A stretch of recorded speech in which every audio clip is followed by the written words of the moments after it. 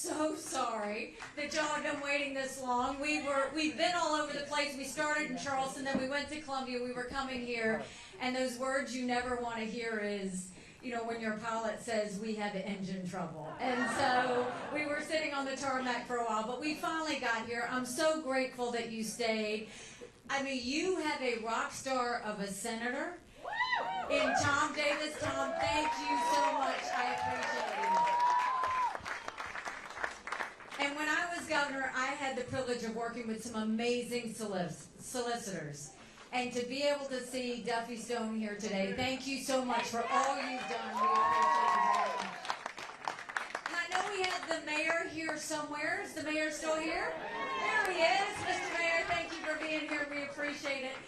So, you know, we've been through a lot together. Tom covered some of that, and I will tell you, think about what we all did together.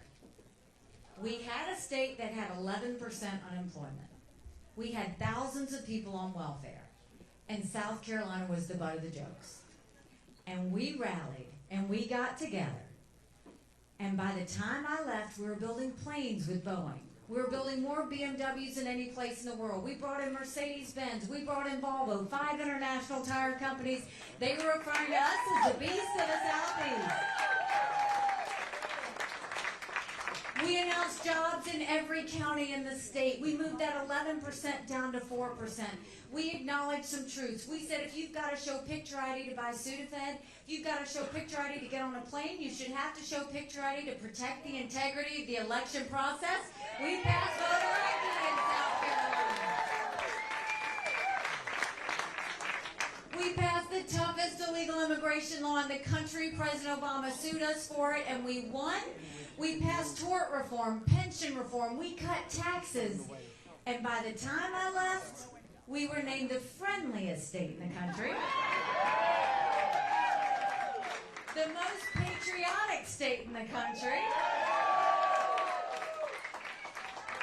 And don't blame me for this one, the number 2 state in the country people were moving to. So everybody saw what we had and they all wanted it. And now you look at where we are in the country. And it's tough. You look at the fact that we are $34 trillion in debt. We're having to borrow money just to make our interest payments. China owns some of that debt. And I would love to tell you that Biden did that to us. But I've always spoken in hard truths, and I'm going to do that with you today. Our Republicans did that to us too. You go back and look at that $2.2 trillion COVID stimulus bill that they passed with no accountability. They expanded welfare that's now left us with 80 million Americans on Medicaid, 42 million Americans on food stamps. That's a third of our country.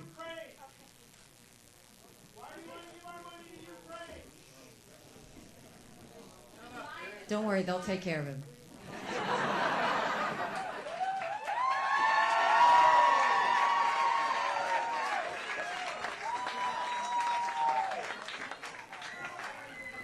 You know, don't ever get upset about people like that.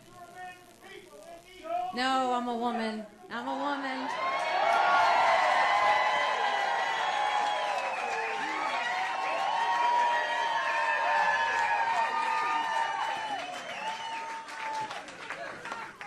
The reason you don't want to get upset at people like that is because my husband and a lot of our men and women in the military sacrifice every day for his ability to be able to say that.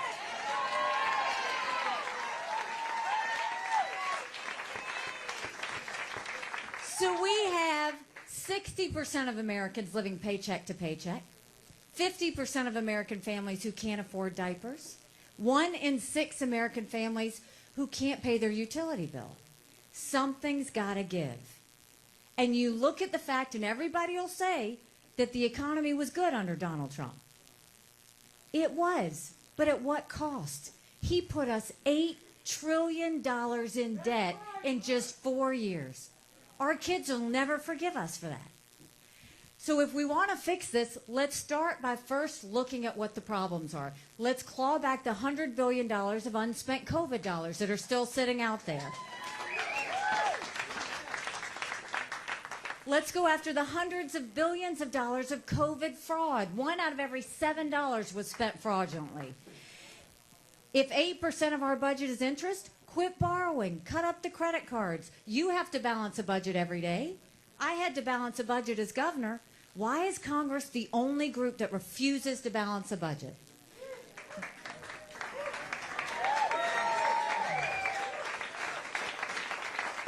Congress has one job, and that's to give us a budget on time. Do you know they've only given us a budget on time 4 times in 40 years? Do you know what I say to that? When I'm president, if they don't give us a budget on time, they don't get paid, period.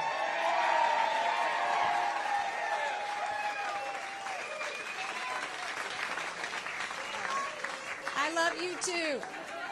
We'll stop the spending, we'll stop the borrowing, we'll stop the pet projects, and I'll veto any spending bill that doesn't take us back to pre-COVID levels. That will save us trillions. And then we're going to take as many federal programs as we can and send them down to the states. We'll reduce the size of the federal government, but we'll empower people on the ground. Think education, think welfare, think healthcare, think mental health. That's how we'll start to get things back on track. Right now, 70% of our federal employees are still working from home 3 years after COVID. And even though that's happening, 75% of most of our agencies are sitting empty. We're paying for that. We need to start figuring out what we're going to do. The next thing is we want to eliminate the federal gas and diesel tax in this country. We want to make sure we cut taxes on the middle class. And we want to simplify those brackets. And you look at a place like this, we want to make the small business tax cuts permanent. They made them temporary, let's make them permanent. Small businesses are the heartbeat of our economy. We need to start proving that. And then when you think of education, only 31% of 8th graders in our country are proficient in reading. Only 27% of 8th graders are proficient in math. If we don't do something and do something quick, we're going to be in a world of hurt 10 years from now. In South Carolina, we knew if a child couldn't read by 3rd grade, they were 4 times less likely to graduate high school. So instead of pushing them forward, we started holding them back. We brought in their parents. We did reading remediation, and we set them up for success. We've got to do that all over our country. We've got to get our kids reading again. And no parent should ever wonder what's being said or taught to their child in the classroom. We need complete transparency in the classroom. We'll put every curriculum online for people to see, and every parent needs to decide which school their child goes to. If we want to fix education, the day we start listening to the teachers is the day education will be corrected. Not the administrators, not the school boards, not any of those, but go right inside the classroom. And then we need to start building things in America. Let's put vocational classes back into our high schools.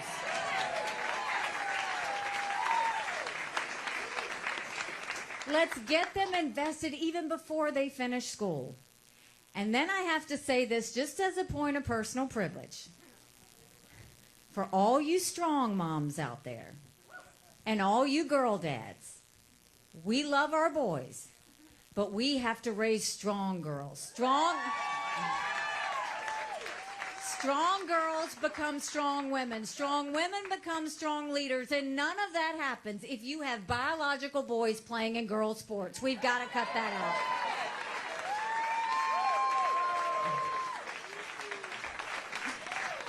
out. And when it comes to the border, I can't even believe this is the United States of America anymore, where they're allowing this to happen. We passed the toughest illegal immigration law in the country, but we need to take what we did and go national with it. 8.5 million illegal immigrants have come to that border. We had more fentanyl cross the border last year that would kill every single American. Number 1 cause of death for adults 18 to 45, fentanyl. And don't think for a second China doesn't know what they're doing when they send it over. What we'll do is we'll do what we did in South Carolina. We'll do a national E-Verify. We'll require every business to prove that the people they hire are in this country legally. We will defund sanctuary cities once and for all. No more safe havens.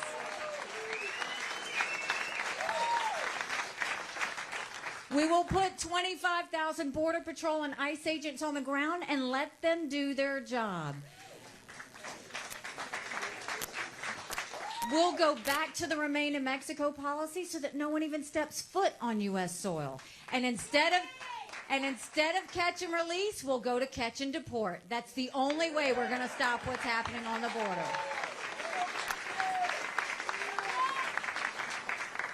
And growing up in the small town of Bamberg, South Carolina, we learned that you take care of those who take care of you. But I'm going to ask you if we're taking care of those who take care of us. Right now in America, over 35,000 of our veterans are homeless. 1 in 3 suffers from PTSD or thoughts of suicide. We lose 22 heroes a day to suicide. If a veteran needs a doctor's appointment at the VA, on average it takes 29 days. Why 29 days? Because on the 30th day, they get to go to the doctor or hospital of their choice. So midway through the 29 days, they get a call to reschedule, and the clock starts all over again. It's shameful how we treat our veterans. Now, I'm the proud wife of a combat veteran. He served in Afghanistan.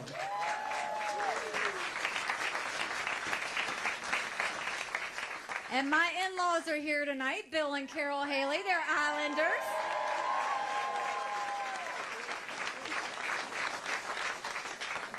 And we all know that when Michael came home, that was a lot of prayers answered when he returned from Afghanistan.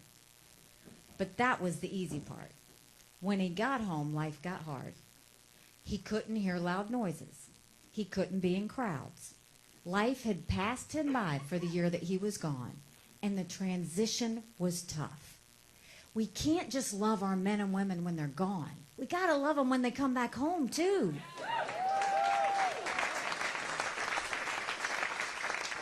Let's do more than just the 2-week transition. Let's do telehealth so they get the mental health care they need right when they need it. Let's let them go to the doctor or hospital of their choice. They've earned that right. And I think the way we take care of VA health care, I think every member of Congress should have to get their health care from the VA, and you watch how fast that gets fixed.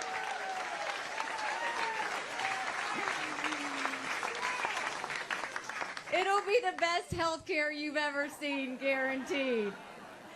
And there were 2 things when I was at the United Nations that Russia, China, and Iran never wanted us to have. They never wanted us to have a strong military, and they never wanted us to be energy independent. We won't just be energy independent, we'll be energy dominant. We will get the EPA out of the way. Right now they care more about sagebrush lizards than whether we can afford our utility bill. We'll speed up our permitting. We'll do our pipelines, including the Keystone Pipeline. We'll export as much liquefied natural gas as we can. We'll do nuclear power. We'll do all of the above. Let's turn our energy sector into an economic powerhouse. That way it brings down inflation and it helps us pay down our debt. And then when it comes to national security, the world is on fire, literally. You've got a war in Europe. You've got a war in the Middle East. You've got North Korea testing intercontinental ballistic missiles capable of hitting the U.S. You've got China on the march. But make no mistake, none of that would have happened had we not had that debacle in Afghanistan.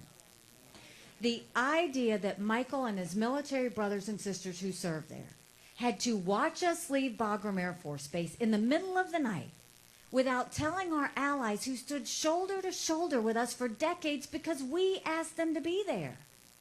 Think about what that said to our friends. More importantly, think about what that said to our enemies. And now you see everything that's happened. And you look at this situation with Iran, and it's infuriating. Because Biden didn't do something after the first strike. He didn't do anything after the second strike. 165 strikes later, 3 soldiers dead, 2 Navy SEALs that are missing, and now he says he's got to do something? As a military spouse, we expect you to take care of our men and women when they're sacrificing for us. You're supposed to have their back.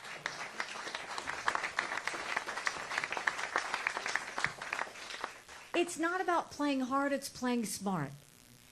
When Biden fell all over himself to get into the Iran deal, he lifted the sanctions, and he filled all of those terrorist proxies with money. And they've done terrorist activity ever since. We need to go and make sure that we show them exactly what we expect of them. Stop being reactionary. We've got to make sure they know that first, we put the sanctions back on and strengthen them again. The second thing is take out the hubs in Iraq and Syria where the drones and missiles are coming from.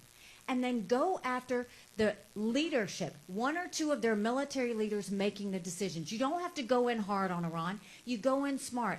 They don't care if we get rid of their fighters, they'll get more. They don't care if we get rid of their missiles and drones, they'll get more. They care if we go after their money, and they care if we go after their leadership. That's how you deal with it.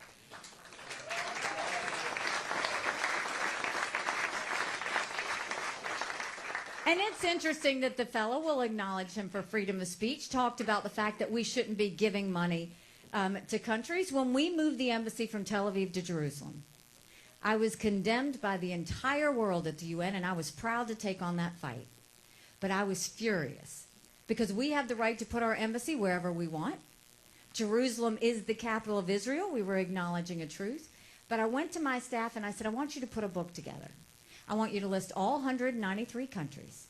I want the second column to be the percentage of times they voted with the U.S. and against the U.S. And I want the third column to be how much foreign aid we give them. I took that book and I gave it to President Trump. He's flipping pages, he's yelling out countries. And I said, look, I'm not saying you give money based on a percentage vote at the UN. But that should be one of the things we look at. Quit trying to buy friends. Quit paying off enemies. Last year, they gave $80 billion in foreign aid. You know who they gave it to? Iraq, that harbored terrorists that tried to kill our soldiers. Zimbabwe, the most anti-American African country there is. Belarus, who's holding hands with Russia as they invade Ukraine. They gave money to Cuba, who we named the #1 terrorist sponsor that we have. And then they gave money to the one that makes me sick to my stomach, China. How weak do we look? When I am president, we will no longer give money to countries that hate America.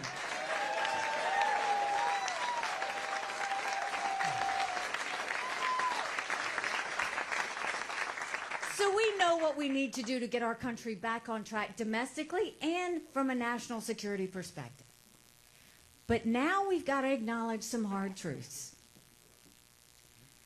Republicans have lost the last 7 out of 8 popular votes for president. That is nothing to be proud of. We should want to win the majority of Americans.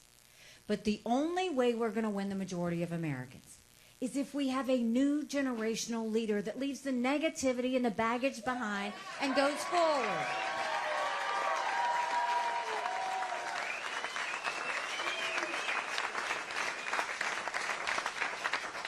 Another hard truth. I voted for Donald Trump twice. I was proud to serve America in his administration. But no matter what, chaos follows him. We know that. We've seen it. Chaos follows him. And we can't be a country in disarray and a world on fire and go through 4 more years of chaos. We won't survive it.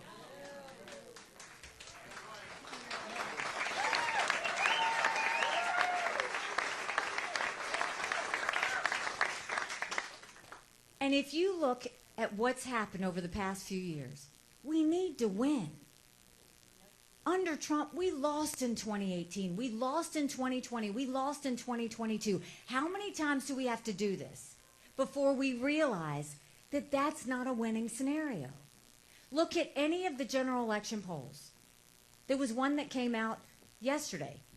It said that Donald Trump lost by 7 points to Biden. The one that came out today had a margin of error. In every one of those polls, I defeat Biden by up to 17 points.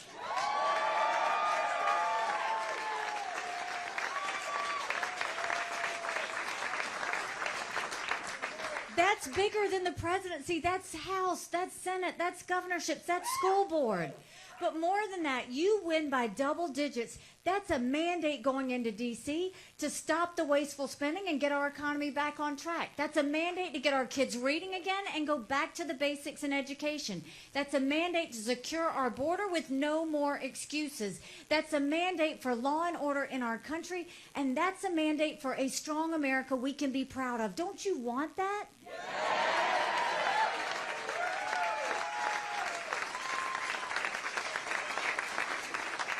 Because we can have that. But it's going to take a lot of courage. Courage from everybody here and in the overflow rooms. Courage to know...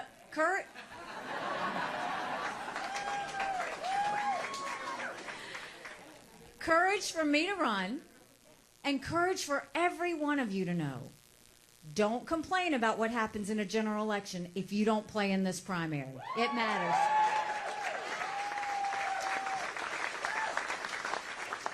There will be a female president of the United States.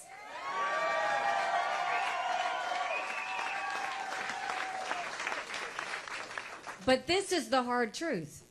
It's either going to be me or Kamala Harris.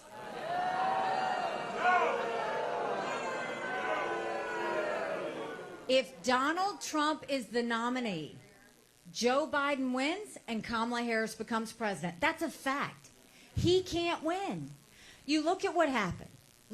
First of all, let's look at the state of the race. There were 14 of us. We moved those fellas out one at a time. Now we've got one left. We started in Iowa with 2%, and we got up to 20%. Then we went to New Hampshire, and we got 43%. But what's important? Trump, as the incumbent Republican, did not get 43% of the vote. Think about that. That's what you're going to have in a general election. And now we're here in South Carolina. And what's happened? He has surrounded himself with the political elite. You see all those congressional members around him, the same ones that haven't done anything for us. Don't you think it's finally time we had term limits in Washington, D.C.?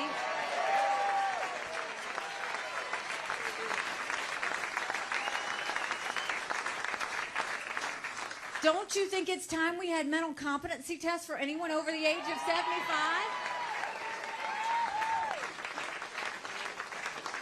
And listen, I'm not being disrespectful when I say that. We all know 75-year-olds that can run circles around us. And then we know Joe Biden. These are people making decisions on our national security. These are people making decisions on the future of our economy. We need to know they're at the top of their game. So when you look at this scenario, he surrounded himself by all of these congressional members who are upset because I want term limits, who are upset because I want mental competency tests, who are upset because I said they don't give us a budget on time, they don't get paid, who are upset because I said they shouldn't be able to invest in the stock market. And then he goes and surrounds himself with the political elite in South Carolina. So I had a reporter ask me, but how do you feel about the fact that the governor of South Carolina is standing with Trump? I said, oh, you mean the one I defeated when I ran for governor the first time?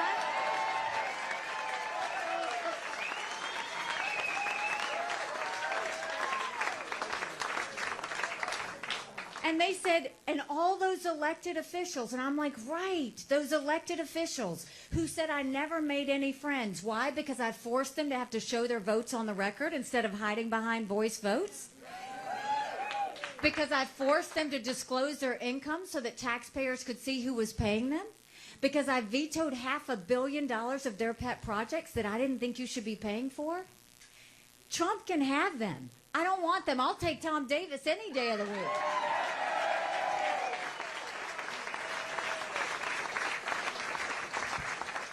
You have a choice. The choice is, do we want more of the same, or do we want to go in a new direction? 70% of Americans have said they don't want a Trump-Biden rematch.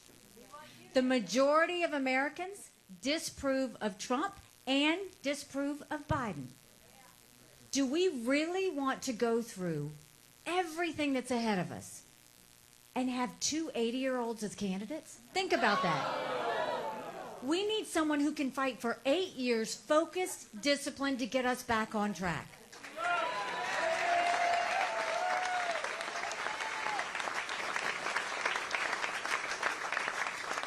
When you ask why this is important, I'll tell you why. 7 months ago, I and my in-laws dropped Michael off at 4 a.m. for another year-long deployment. And I watched him and 230 soldiers pick up their 2 duffel bags of belongings to go to a country they'd never been, all in the name of protecting America. They're willing to sacrifice their lives and their families because they still believe in this amazing experiment that is America. So if they're willing to sacrifice for us there, shouldn't we be willing to fight for America here?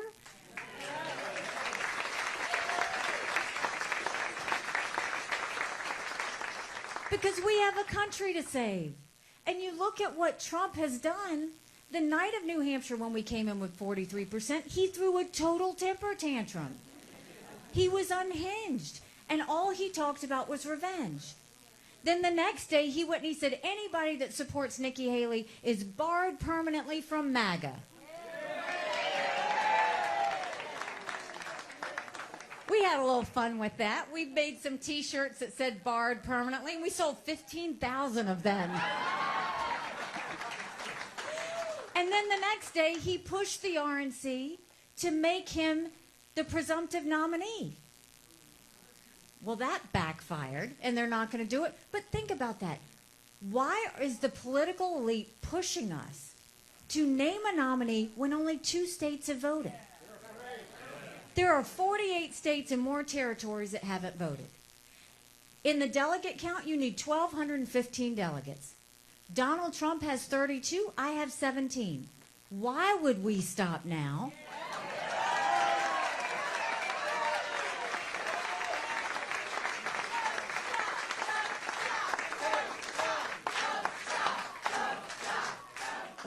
I have told this to the press. I've told this to anybody who will hear it. I am not going anywhere.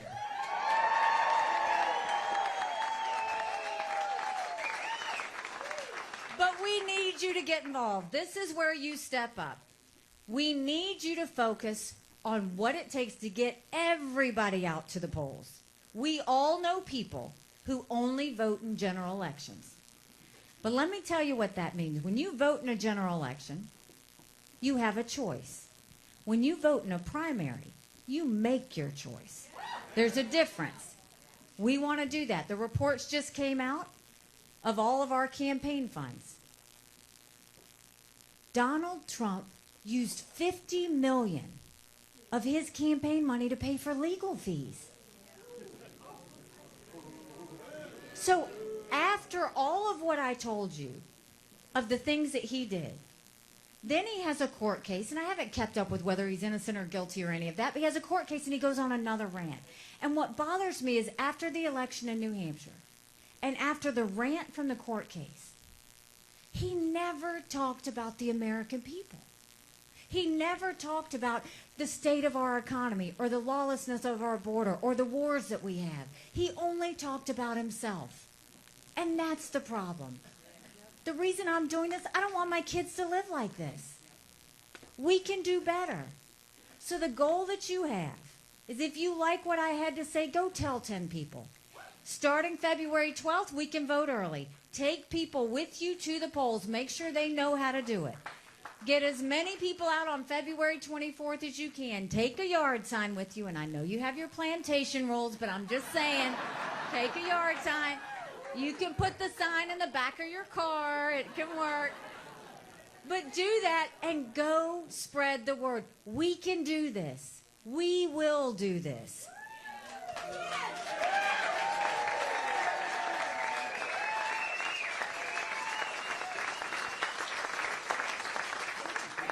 So Beaufort County, we did this twice before. when I ran for governor the first time, when I ran for governor again, let's show the entire country that we can do it again. Let's go. God bless you. Thank you very much.